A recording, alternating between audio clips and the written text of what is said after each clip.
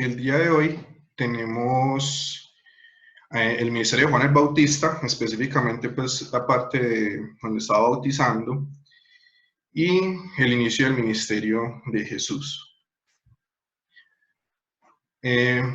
Cuando llegamos a este punto, pues ya hemos hablado de las profecías, hemos hablado de la historia del pueblo de Israel, ¿cierto? Tanto desde Egipto hasta cuando estuvieron pues en cautiverio en Babilonia. Después de un tiempo de eso hacia acá, entonces vemos que el pueblo de Israel pues volvió a su tierra después de haber estado exiliados durante varios años.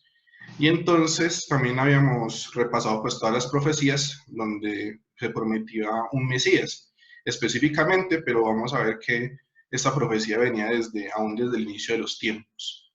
Entonces, aunque Jesús es Dios, ¿cierto? Según Mateo 1:23, he aquí una virgen concebirá y dará a luz un hijo, y llamará su nombre Emmanuel, que traducido es Dios con nosotros.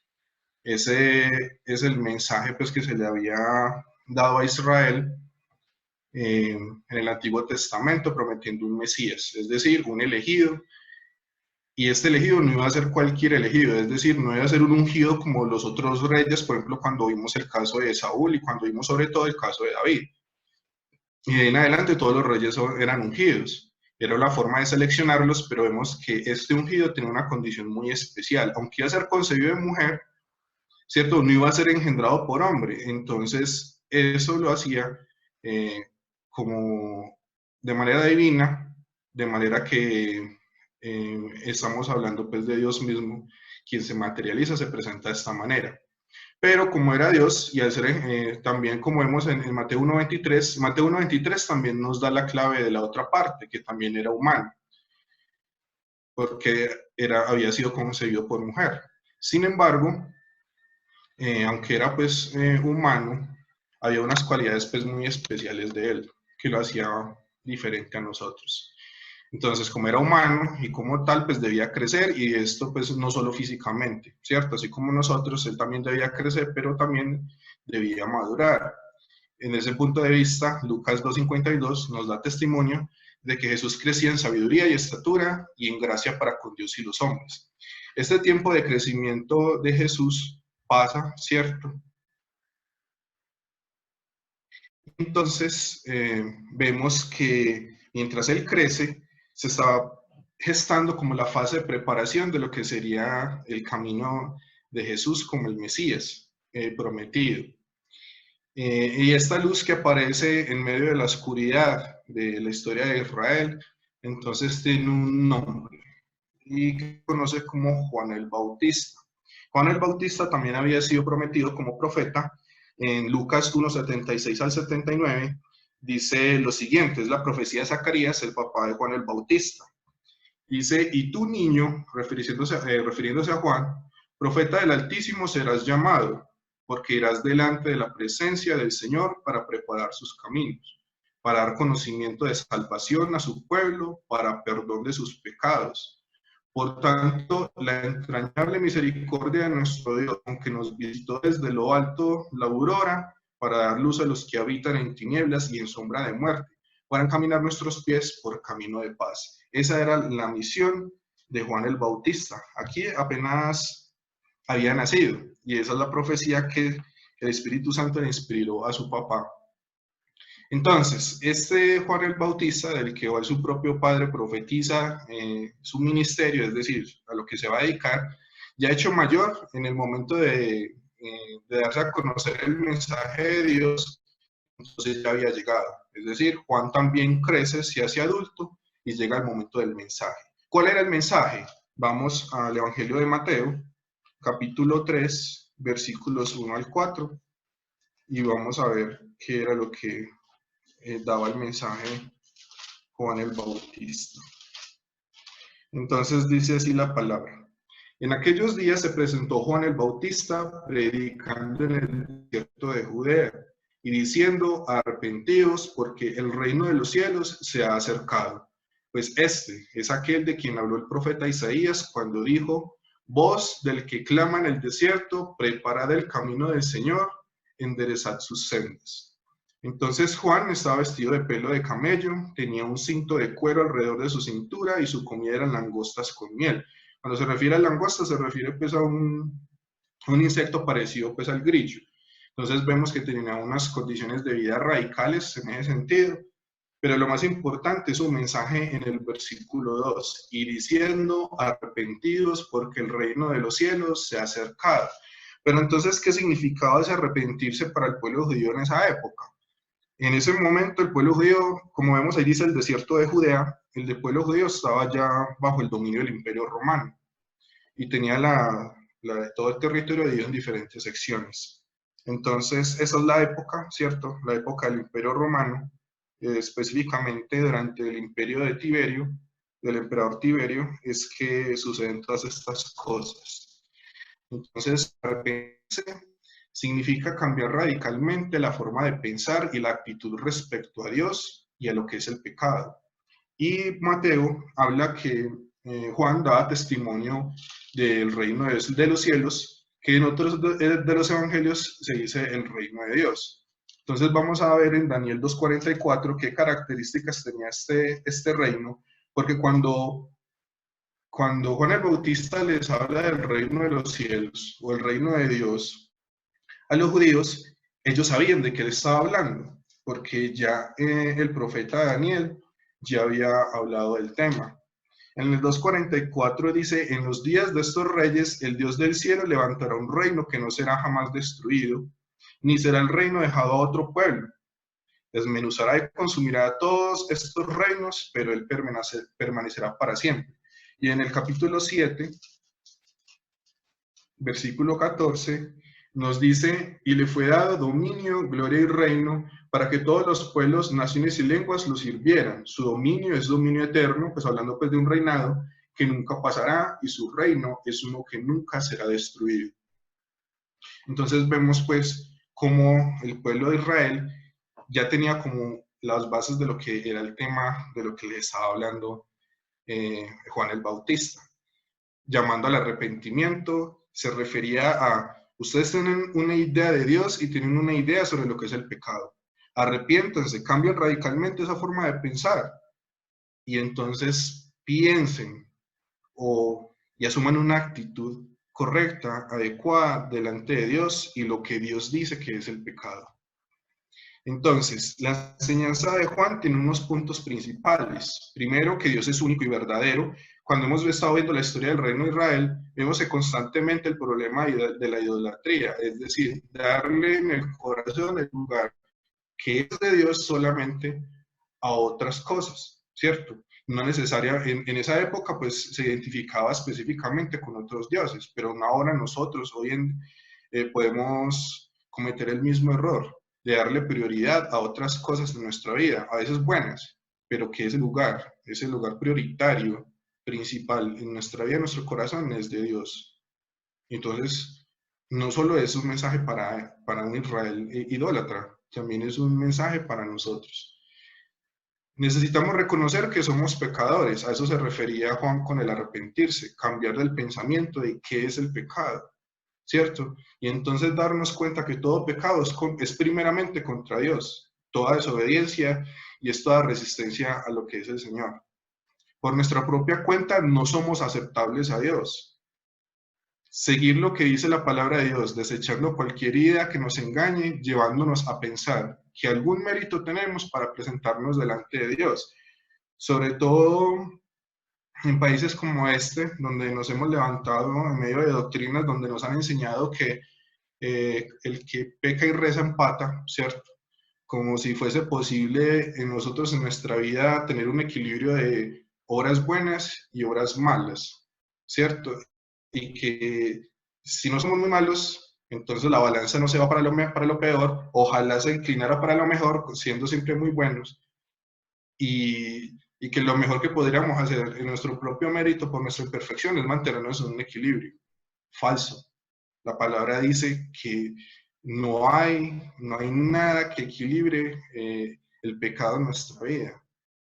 Es falso porque nosotros no podemos hacer nada suficientemente bueno para decir que nuestro pecado es completamente borrado de de nosotros y de la presencia de Dios. Y que de alguna forma nosotros tenemos o podemos llegar a hacer el mérito para estar delante de Dios. La palabra nos ha enseñado que no, porque lo que hemos visto, ¿cierto? Desde la creación, pasando por los patriarcas, Abraham, Isaac, Jacob, la esclavitud en Egipto y de ahí en adelante con el rey David, los jueces del rey David, etcétera, etcétera, hasta el exilio, ha sido precisamente que Dios ha demostrado a través de la historia del pueblo judío, del pueblo de Israel, que nosotros no cumplimos con el pacto, que nosotros no tenemos el mérito, no tenemos con qué simplemente ponernos delante de Dios y decirle, Señor, estoy cumpliendo, ya, sálvame, ¿cierto? Sino que nos muestra que no hemos sido capaces. Entonces, Mateo 3, del 5 al 6 nos dice lo siguiente: acudía a él Jerusalén, toda Judea y toda la provincia de alrededor del Jordán, y eran bautizados por él en el Jordán, confesando sus pecados. Entonces, cuando muchos de ellos llegaron a ser bautizados, reconociendo públicamente que estaban de acuerdo con Dios sobre el pecado y la necesidad de salvación. Pero no todos creían. Y en el 7, del 7 al 9 dice, vemos, al ver él que muchos de los fariseos y de los saduceos venían a su bautismo, les decía, aquí está hablando de las personas más religiosas de la época, les decía, generación de víboras, ¿quién nos enseñó a huir de la ira venidera? Es como pillos, ¿quién les avisó que podían escapar? Producid pues frutos dignos de arrepentimiento y no penséis dentro de vosotros mismos, Abraham tenemos por padre, porque yo os digo que Dios puede levantar hijos a Abraham aún de estas piedras. Son palabras muy duras para los corazones orgullosos que no se arrepienten ni reconocen su maldad delante de Dios. La religión no salva. Estos eran los más religiosos y entonces ellos se escudaban, ¿cierto?, en que ellos eran herederos del pacto, de todo lo que el Señor había mostrado a través de Abraham, y dijeron, pues nosotros somos descendientes de Abraham, nosotros somos el pueblo elegido, nosotros ya estamos listos, y más nosotros que cumplimos con toda la palabra. Muchas veces nosotros podemos ser así. Nosotros creemos que porque no matamos o porque no cometemos algunos pecados, ¿cierto? Porque creemos que hay unos que son más graves que otros, entonces ya es suficiente. Porque voy a la iglesia, porque hago eso, porque hago lo otro, pero ni los rituales ni las costumbres, por buenas que sean, se salvan. Miremos en Mateo 15, 8 al 9, rápidamente lo que el Señor dice al respecto. Dice, este pueblo de labios me honra, mas su corazón está lejos de mí, pues en vano me honran, enseñando como doctrinas mandamientos de hombres. Eso también se los había dicho en Isaías 29:13, o sea que no era algo nuevo, donde el Señor les dice que es que el corazón está lejos, que su creencia no es sino una forma externa, pero que en realidad no está en el corazón. Ese es el problema de la religiosidad y la religión en general. Por eso vamos a ver entonces cuál es la respuesta que va a dar más adelante Juan el Bautista a esto. Y entonces el mensaje todavía se agudiza y se vuelve más duro todavía en el versículo 10. Dice, además el hacha ya está puesta a la raíz de los árboles. Por tanto, todo árbol que no da buen fruto es cortado y echado al fuego. Lo que está diciendo es que todo árbol da mal fruto, ¿cierto? Comparando a cada uno de sus oyentes como un árbol que su fruto no es el esperado. ¿Qué pasa con un árbol cuando está malo? Pues es un árbol que está inutilizando la tierra, ¿cierto? Es un árbol que no merece estar ahí porque si acaso servirá de adorno. Pero además de eso, no tiene ninguna utilidad, ¿cierto? Porque para lo que está, no sirve. Entonces, desde ese punto de vista, el panorama se hace muy oscuro para nosotros, porque el pecado, nuestra maldad, ¿cierto? Que viene desde la desobediencia de Adán y Eva, como ya lo vimos en el tema de la creación, es algo que ha pervertido la naturaleza de Dios, que ha pervertido la naturaleza del hombre, y al pervertir la naturaleza del hombre, entonces nuestro corazón está constantemente inclinado hacia el mal, a cometer pecado. Recordemos en Adán y Eva, Eva fue engañada, Adán no, pero deliberadamente desobedeció a Dios. Ambos desobedecieron a Dios, fueron dos formas de un mismo pecado. ¿Y por qué nos demuestra esto y todo lo que hemos estudiado hasta este momento? Que por nosotros mismos no podemos ser libres. Un árbol malo no simplemente por sí mismo puede volverse un árbol bueno. La savia que recorre a través, desde las raíces por todo el tronco y se refleja en el fruto, no puede ser sino malo. Entonces en nosotros mismos no tenemos nada que ofrecerle a Dios de bueno. Es imposible.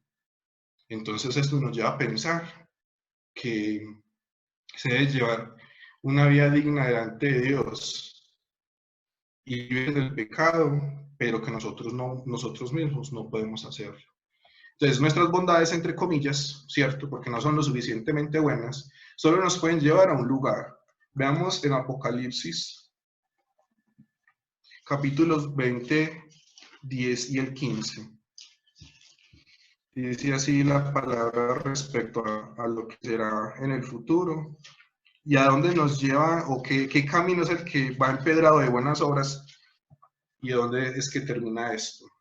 En el versículo dice, en el versículo 10, 20 dice, y el diablo que los engañaba, se habla a quienes engañaba, se refiere a la humanidad, fue lanzado en el lago de fuego y azufre, donde estaban la bestia y el falso profeta, y serán atormentados día y noche por los siglos de los siglos. Y en el versículo dice, el que no se halló inscrito en el libro de la vida, es decir, el que no fue aceptado por Dios, fue lanzado al lago de fuego. Entonces vemos que nuestras bondades solo nos pueden llevar a un lugar, y ese es el infierno.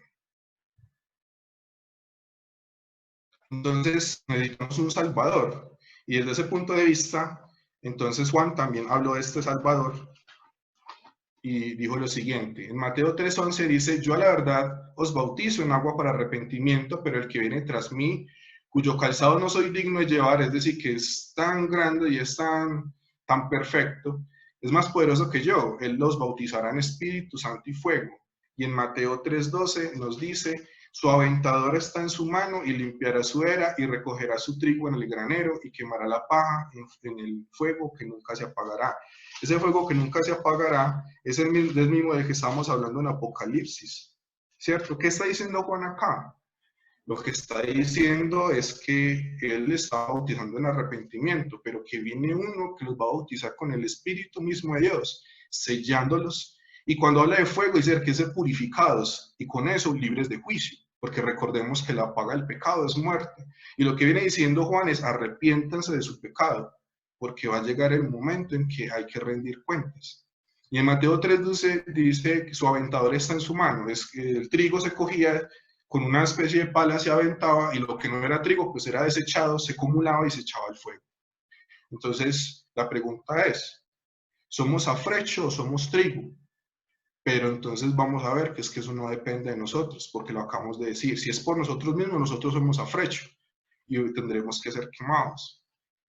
Pero Juan dice que va a venir uno que con ese mismo fuego nos va a purificar, pero no va a ser un fuego de purificación, pero no un fuego de juicio y destrucción. Entonces pensemos en esto. Pensemos en Abel, en Abraham y Moisés. Abel, en el principio, ofreció un cordero en lugar de él y fue aceptado por Dios.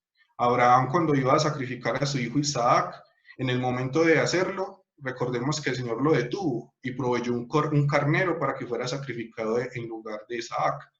Moisés y el pueblo de Israel, cuando celebró la Pascua por primera vez, recordemos que había un cordero que se separaba de manera especial, que ese cordero, cuando se celebró la Pascua por primera vez, su sangre en el dintel y en los postes de la puerta sirvió para que el ángel de la muerte pasara de largo, y que eso es el significado de la palabra Pascua en hebreo, ¿cierto? Y entonces el juicio, la muerte, siguió derecho, ¿cierto? Sin entrar, librando así a los primogénitos del pueblo de Israel de la muerte.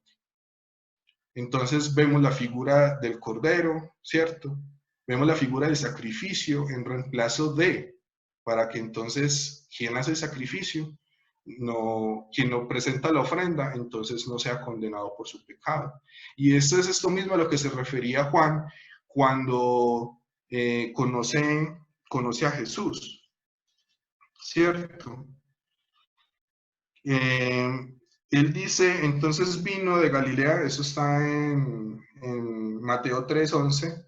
Entonces Jesús vino de Galilea al Jordán, donde estaba Juan para ser bautizado. Pero vamos al Evangelio de Juan, capítulo 1, y vamos a ver las palabras de Juan cuando lo conoció. Eso está en Juan, capítulo 1, versículo 21, dice, al siguiente día vio Juan a Jesús que venía a él y dijo, este es el Cordero de Dios que quita el pecado del mundo. Este es de quien yo dije, después de mí viene un hombre que es antes de mí porque era primero que yo, es decir, un hombre mucho más importante que yo. Y cuando vemos estas figuras que ya la palabra nos haya mostrado y que ya hemos estudiado, y cuando Juan le dice a Jesús, Cordero de Dios, de lo que está hablando es de esto, que es Jesús, ¿cierto? El que ha sido enviado por Dios para ser sacrificado en nuestro lugar.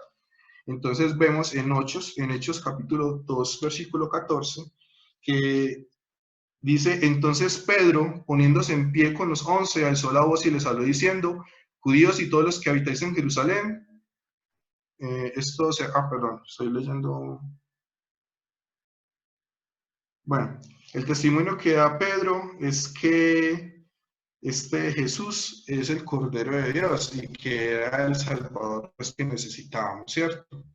Entonces envió a su Hijo para ser sacrificado en nuestro lugar y era algo de lo que ya nos venía hablando con anterioridad. Entonces, vamos en Mateo 3, 13 al 16, que Jesús había sido bautizado. Pero vemos que este bautismo de Jesús tenía un significado diferente al bautismo del resto del pueblo de Israel, porque Jesús no tenía que arrepentirse de ningún pecado, porque él no había pecado y nunca hubo pecado en él, ¿cierto? Entonces dice, entonces Jesús vino de Galilea al Jordán, donde estaba Juan, para ser bautizado por él. Pero Juan se le oponía diciendo, yo necesito ser bautizado por ti y tú acudes a mí.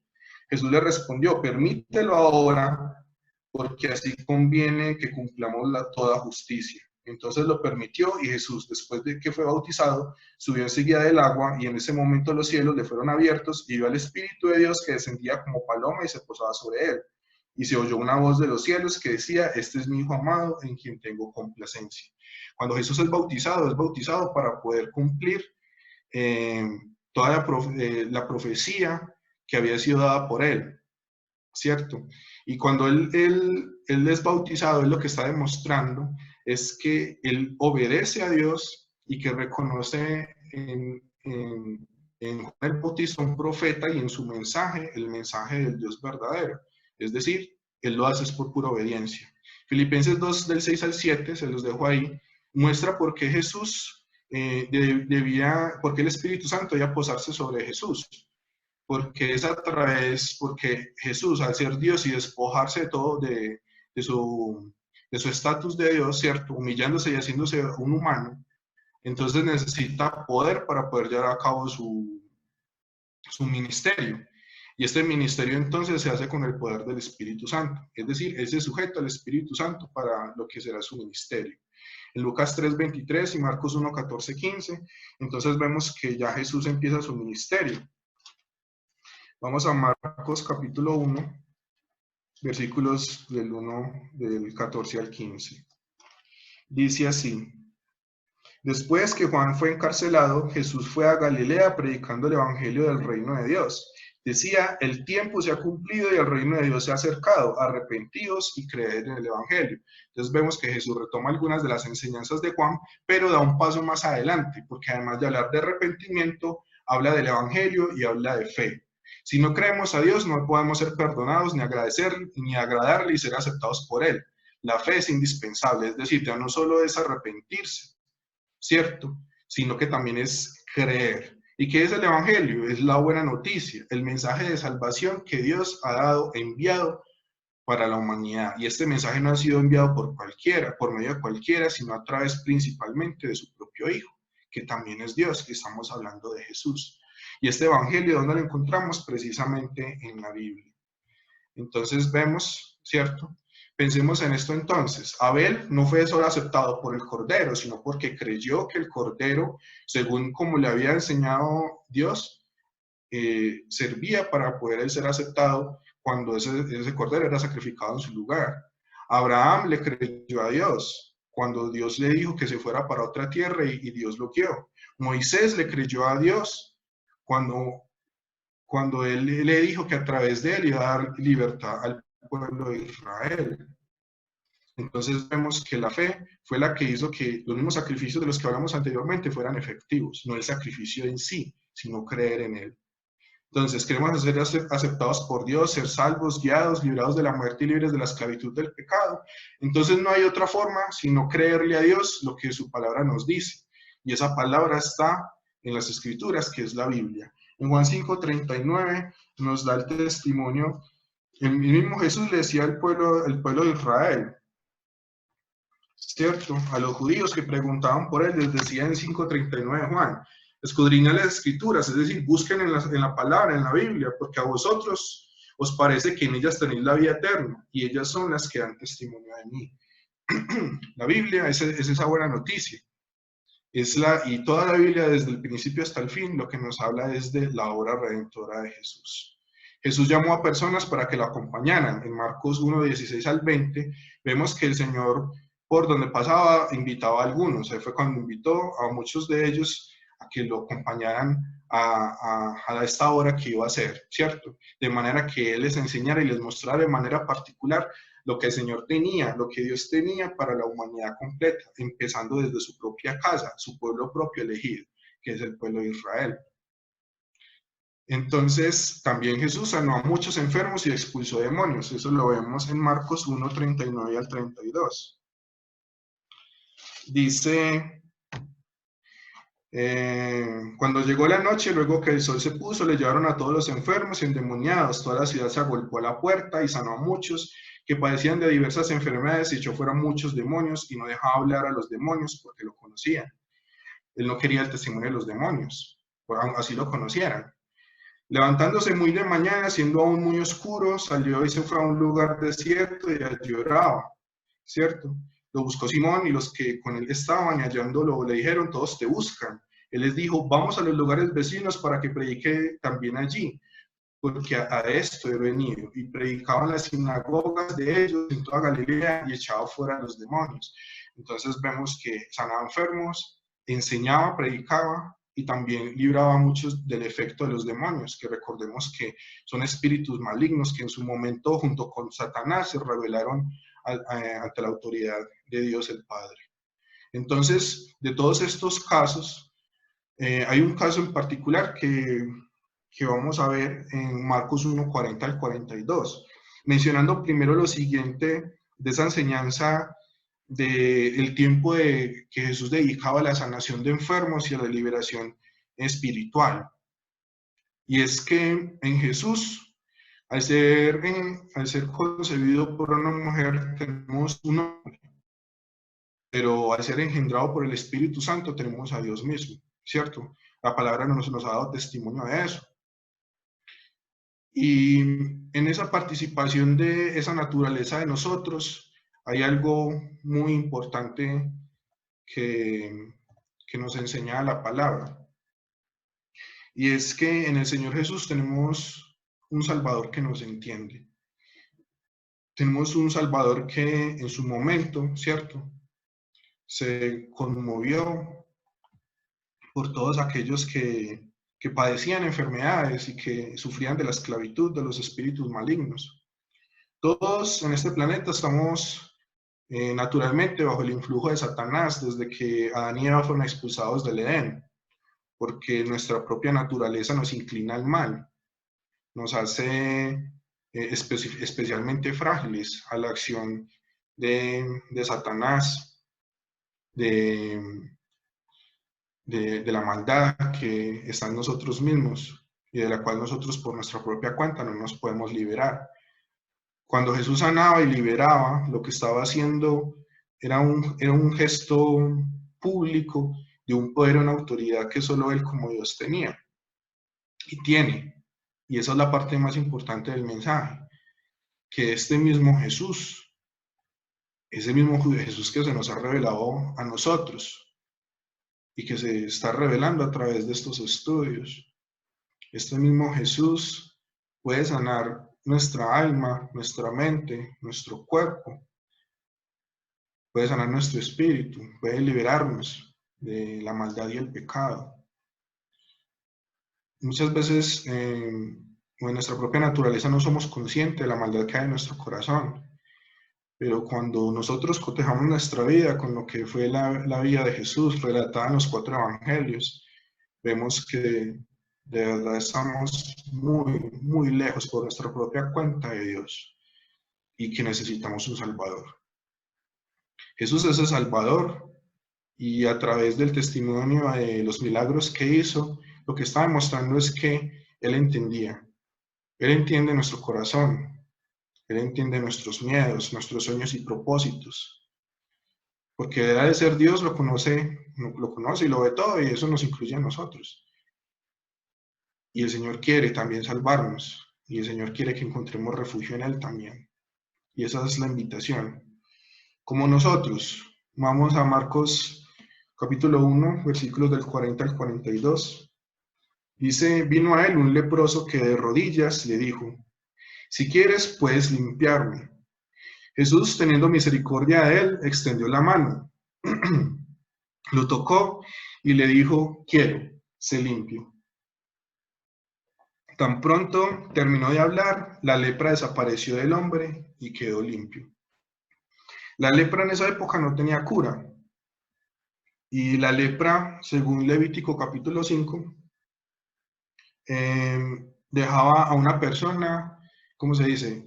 Que no podía participar como en la adoración de Dios. Así es el pecado en nuestra vida. Nos incapacita para adorar y tener una relación íntima con Dios. Una vida de libertad en el Espíritu. Una vida de santidad y perfección. Entonces, ¿qué es lo que reconoce el leproso y que nos invita a la palabra que nosotros reconozcamos? Que hay pecado en nosotros como seres humanos, pero que Dios en Jesús puede limpiarnos de ese pecado, purificarnos y hacernos aptos por una relación íntima con Dios para poder adorarlo, porque nosotros estamos tan lejos naturalmente que ni siquiera podemos hacer eso. Jesús lo que hace es acercarnos a Dios, nos hace aceptos y nos permite tener una relación íntima con Él. Y en el versículo 41, en la última parte, dice, quiero, sé limpio. Ese es el amor inagotable y la misericordia de Dios mostrada en Jesús, que en sí mismo es toda misericordia y sobre todo es todo amor. Jesús al final entonces, al final con esta primera fase de su ministerio, escoge a 12 de sus discípulos. Eso está en Marcos 3, de 13 al 15. Dice, después subió al monte y llamó así a los que él quiso y vinieron a él. Designó entonces a 12 para que estuvieran con él, para enviarlos a predicar. Estos apóstoles lo que están era comisionados por su maestro para llevar las buenas noticias que Dios ha enviado para la humanidad. ¿Y qué es ese mensaje? ¿Qué es lo que ellos están comisionados para hacer y nosotros estamos haciendo aquí también? Y que el Señor nos invita a nosotros a compartirlo y a ustedes, amigos, amigas, también escucharlo, que Jesús es Dios. Y solo en Él hay salvación para todo aquel que cree. Ese es el Evangelio. Esas son las buenas noticias de Dios para la humanidad. Nosotros por nuestra propia cuenta no podemos salvarnos y estamos naturalmente lejos de Dios. Pero Dios ha encontrado la forma de satisfacer esa exigencia, ¿sí?, tan rigurosa en su propio Hijo. ¿Cuál es esa exigencia? Pues que ese pecado tiene que ser pagado. Y eso solo puede ser por muerte. Pero Jesús, al tener los mismos atributos de Dios, ser perfecto, santo, entonces satisface completamente este sacrificio y entonces lo satisface también que es perpetuo. Es decir, fue un sacrificio que se hizo una sola vez y para siempre. Y que no hay ningún otro sacrificio, ningún otro mérito que podamos buscar en nosotros que satisfaga a Dios de esa manera. Dios es justo, pero también es un Dios de amor y misericordia. Y a través de su Hijo Jesucristo, entonces Él mismo nos dio la ofrenda que hacía que el sacrificio fuera perfecto y completo para que nuestro pecado fuera completamente limpio.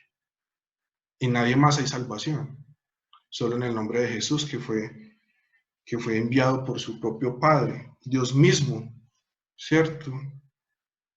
Fue, fue el que se materializó y habitó entre nosotros hace muchos años en Israel, pero también el que prometió que a través del Espíritu Santo con el que Él venía a bautizar después, iba a estar con nosotros todos los días hasta el fin del mundo. Y es Él el que nos habla, es Él el que nos dice que se necesita un Salvador, porque somos pecadores, y que solo por medio de Él entonces podemos tener una verdadera relación con Dios.